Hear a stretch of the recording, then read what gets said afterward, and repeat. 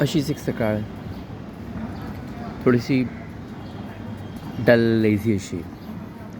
आज रस्त्यावरती अजून जास्ती काही लोक नाही आहेत. रस्ता नेहमीप्रमाणेच चालू आहे.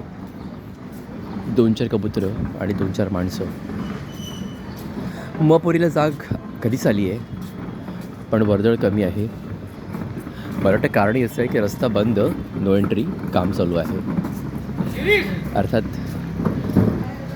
DMC कचरेवाले कॉन्ट्रॅक्टर्स कचरा गोळा करायला आलेत आणि कचरा गोळा न करताच जात आहेत हेही कळते आपल्याला. कारण कचऱ्याचे ढीग हे ठेवलेले आहेत जागोजागी. उचलायचं नाही तेवढ्या लवकर, कारण शेवटी प्रत्येक गोष्टीला वेळ असतं ना. विनाकारण कशाला आताच खर्च केला आपला वेळ आणि श्रम.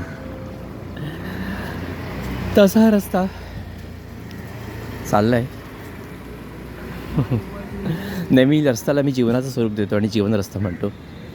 माझ्या प्रत्येक व्हिडिओमध्ये शेवटी जीवन मार्ग, जीवन रस्ता हे येतच येतं.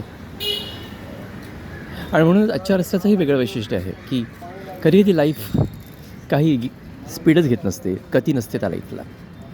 आणि अशा वेळेला वाटतं की अरे काय, हे काय, कधी याला उधाण येईल, कधी पुनश्च आपण त्या जोरदार अशा वेगवान रस्त्यावरती जाऊ.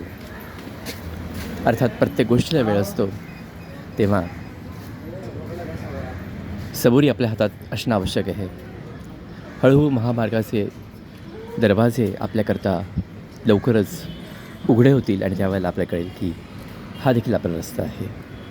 शेवटी आपल्याला झोकून द्यायचं आहे. रस्ता कुठचाही असो, मार्ग आक्रमण करायचं आहे. चला तर मग पुरुष भेटूया.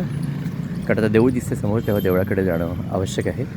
हाही एक रस्ता आहे आपल्या जीवनाकडे बघण्याचा, आध्यात्मिक, दैविक आणि अर्थातच या महामारुतीप्रमाणे विशाल. नमस्कार, Vinay Pudar from the winning talks.